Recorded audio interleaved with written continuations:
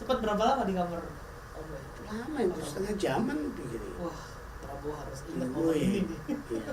Gak usah itu cerita. Itu cerita aja. Kalau ingat masih ketawa-ketawa beliau. Iya, terus nggak lama kemudian Ketemu ya tentu saja ini sudah dikondisikan juga oleh Pak Alwi Shihab. Selama ini yang resmi kontak Pak Alwi segala macam.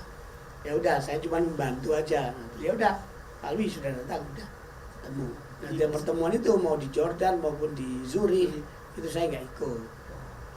Udah, setelah itu muncullah kemudian informasi bahwa waktu itu kan Gus Dur bilang, ya kamu di sini aja dulu, Jordan. Nanti suatu saat kalau situasinya kondusif, kalau situasi politiknya itu memungkinkan, bagus untuk kamu, saya kasih kode untuk kembali ke Indonesia, pulang ke tanah air.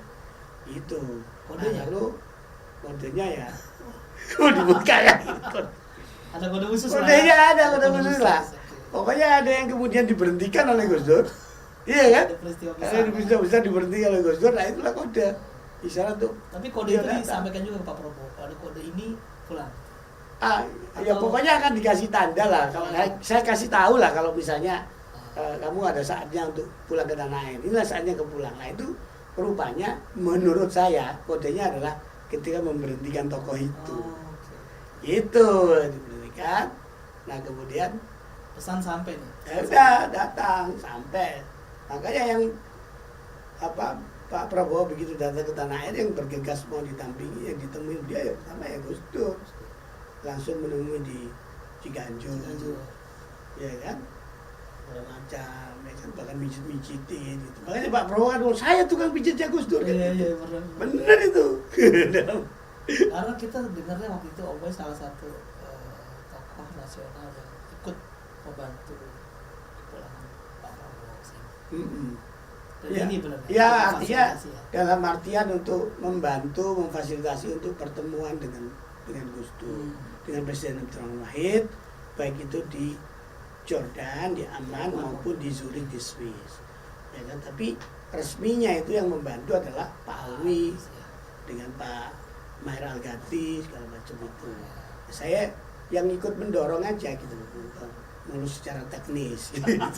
Justru ini yang paling penting. Itu bisa di holding room hampir 1 jam gitu di kamar kan. Makanya ketika ada hal Gus Dur waktu itu di Ciganjur, pada saat Pak Prabowo datang, ya kan, Pak Prabowo datang waktu itu, ada Pak Sutarman datang, Pak Tarman ajudan Gus Dur yang mendampingi Gus Dur sampai lengser ketika itu mau jadi Kapolri kan juga diramal Gus Dur itu, Pak Tarman itu. Iya, itu yang mengawal Gus Dur sampai akhir masa jabatan untuk berobat di Amerika ketika lengser. Itu Pak Tarman, satu-satu ajudan yang berani menjaga Gus Dur. Dan Gus Dur bilang, ya udah nanti ini Kapolri, benar loh jadi Kapolri. Nah terus kemudian saya bilang, ini ketika itu saya jadi MC waktu awalnya Gus Dur di Ciganjur itu, saya diminta oleh keluarga jadi MC. Jadi saya jadi MC, saya bilang, ini adalah tokoh-tokoh yang di pentas sekarang ini adalah tokoh-tokoh yang merasakan betul kebaikan Gus Dur dan ingin membalas budi baik Gus Dur. Benar kan Pak Prabowo? Ya, bagus-bagus gitu kan. Nah, ini kami ada cerita masa lalu dulu ketika Gus Dur dengan Pak Prabowo ketika di Jordan, kemudian di Swiss. Benar kan Pak Prabowo? Ya, makanya Pak Prabowo kalau ada halnya Gus Dur harus datang. Saya bilang gitu. Begitulah. Benar. Nah, kita lihat pertemuan kemarin Pak Prabowo. Iya. Kita tahu hubungannya juga on off naik turun ya, fluktuatif Pak Prabowo Mega koalisi pemerintah gitu. Melihat itu berkaca dari era Gus Dur lah. Boy melihatnya tentu kita harus positive thinking ya melihat ini ke depannya. Tapi apakah tadi secara simbolik tadi pertemuan politik ya kita lihat kemarin di Kumat, kalau itu membawa angin segar, menurut Om Boy gimana? Apakah itu bisa berdampak baik buat kita, masyarakat, publik, penonton lagi? Belum tentu juga sih. Belum tentu juga. Iya. Atau cuman meredam gini loh, logika berpikirnya begini. Berbaik-baiknya elit itu apakah kemudian menjadi baik untuk publik, untuk masyarakat, untuk rakyat? Jadi untuk Kan belum tentu. Ya dari segi untuk kemudian mencegah terjadinya atau menghindari terjadinya kegaduhan, keruwetan politik, iya mungkin ya. Yang kemudian efeknya secara tidak langsung pada akhirnya adalah membuat publik jadi tenang dan seterusnya. Ya, adem kan, lihat pemimpinnya jadi nggak berantem. meredam sejenak dong. Lah iya, tapi bisa jadi berantem nggak apa-apa juga. Kalau akhirnya itu untuk kebaikan, kemaslahatan umat, untuk kebaikan masyarakat luas. Semoga ya. Iya kan? Ya, tapi kalau misalnya ini kemudian pertemuan itu menjadi hal yang positif, bikin adem, ayem, tentrem, marem gitu kan? Jika kita kemudian, oh berarti ya artinya apa? Kalau memang keduanya akhirnya itu kan ada dua opsi kalau mau melihat ekspektasi publik ya. Paling tidak saya ya. Yang pertama ya apa namanya? Ya mereka kemudian bersepakat walaupun itu belum terjadi pada pertemuan kemarin ya. Itu masih basa-basi aja, itu simbolik aja, masih di permukaan kan. Dan misalnya dilanjutkan dengan pertemuan lanjutan yang memang akan serius misalnya. Ya pada akhirnya kan berarti misalnya terjadi kesepakatan untuk PDIP masuk di dalam kabinet. Ya kan? Ya biasa itu ada trade off politik itu biasa. Ya kan? Tapi ini lompatan bagus dong pertemuan ini justru ada. Iya. Kalau memang iya berarti kan mengurangi faktor oposisi. Dan kita kan tahu Pak Prabowo sepertinya kan ingin merangkul semuanya. Dia menghindari sedikit pun kalau bisa nggak ada musuh.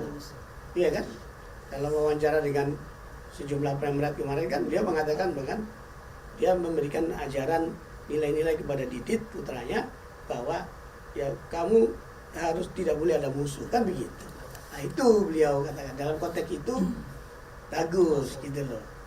Nah apakah tercapai kesepakatan lebih jauh dari itu untuk yang menyangkut teknis secara politik nanti bagaimana itu kan belum tahu.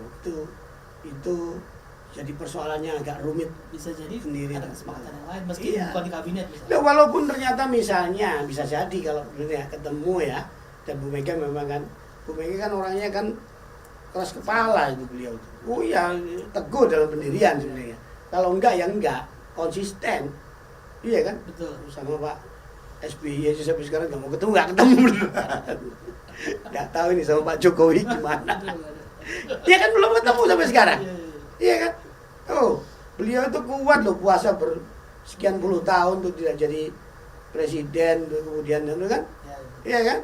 Kuat Bu Mega, jadi ya sudah dan terkenal orangnya konsisten. Nah ini bisa jadi tetap beliau misalnya menetapkan PDIP tidak bergabung, tetap di luar pemerintahan, menjadi oposisi kritis tapi yang membangun kan bagus juga, ya kan? Gak apa-apa juga, supaya ada check and balances gitu loh pemerintahan itu. Sekarang kan porsi koalisi pemerintah di DPR sekitar 80%. Jadi mungkin dengan pertemuan dengan Bu Mega bisa memperkuat posisi pemerintah. Meskipun misalnya di luar, misalnya dia masuk ke dalam kabinet. Iya, tentu saja kalau boleh saya tafsirkan lagi itu maksudnya Pak Prabowo terusnya itu, ya kan ya pokoknya tidak ada apa-apa di antara kita loh, tidak ada dusta di antara kita loh, ya kan gitu. Kita mesti kan beliau kan dua-duanya pernah bersatu dulu. Mega Pro kalau kita Mega Pro. Pasangan iya. Megawati Prabowo dulu pernah walaupun kalah kan gitu. Iya, betul. Jadi ya cuman biasalah dalam politik kan dinamis sekali, kadang-kadang terjadi. Biasa on and off juga sama Gus Dur juga begitu, sama Pak Prabowo juga begitu. Nah, ini barangkali untuk ya bisa saja sepakat tidak sepakat. Iya kan? Tapi yang penting adalah tumbuh ya namanya ya komunikasi untuk menebalkan apa namanya saling pengertian kan itu yang penting. Iya enggak? Menarik ini normatif sekali ini penerjemahannya itu. Nanti kita bahas. Ya karena memang belum apa-apa kan pertemuannya. Pertemuan nanti kita tunggu. Iya. Oh, tapi terakhir ya. Iya. Dilihat dari pertemuan ini kira-kira tafsir lagi lah boleh lah. Iya. Kita kasih tone positif ya buat penonton gitu. pertemuan Pak Prabowo Bu Mega, apa yang kita bisa ambil nilai baiknya untuk ke depan. Karena ini kita banyak sekali kegaduhan di global nih. Tarif Trump, katanya terus PHK banyak, lapangan pekerja sedikit, ada segala macam program efisiensi. Setidaknya apa yang membuat kita optimis lah buat publik. Iya. Ya dua hal. Kalau terkait dengan pertemuan itu sendiri, itu kan saya bilang itu sangat simbolik ya. Dan itu bukannya tidak penting, simbolik juga penting untuk meneguhkan atau mencitrakan kepada semua masyarakat, kepada publik bahwa kedua tokoh ini tidak ada masalah. Jadi apa namanya hijab atau pembatas yang selama ini dilihat publik itu ya dianggap terlalu tebal antara keduanya, kan lama-lama mulai menipis dan kemudian tercapailah mudah-mudahan satu kesepahaman yang positif untuk republik ini, sehingga dengan begitu masyarakat menerjemahkan dua tokoh yang berseteru secara politik sekalipun ya bisa bersilaturahmi.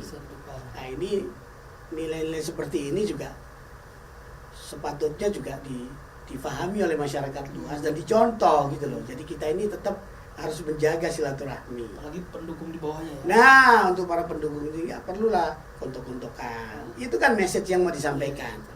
Gak perlu kita itu berantem sedemikian rupa. Yang penting ya justru dalam situasi sulit kayak gini, itu Indonesia Incorporated itu penting. Gitu kan. Dalam situasi sulit seperti iya, dalam situasi sulit ini apalagi dengan hantaman dari Trump tarif itu kemarin. Ya kan? Nah, alhamdulillah dalam saresehan beserta investor dan para tokoh kemarin Presiden Pak Prabowo kan sudah menjelaskan sesuatu yang kemudian banyak yang menilainya sebagai hal yang positif dan menebalkan optimisme untuk bagaimana kita lebih menguatkan perekonomian domestik, ya kan? Bagaimana kita melakukan pemangkasan tidak perlu, melakukan debirokratisasi untuk mengurai benang kusut dari birokrasi yang ruwet itu, red tapes yang nggak perlu itu, kemudian memangkas sistem-sistem perdagangan kartel seperti sistem kuota dalam impor, itu bagus. TKDN, itu banyak sekali. Iya. Cuman memang harus diterjemahkan dengan baik, karena jangan sampai menimbulkan kesan seolah-olah itu liberalisasi ekonomi dengan impor. Silakan impor. Bukan seperti itu.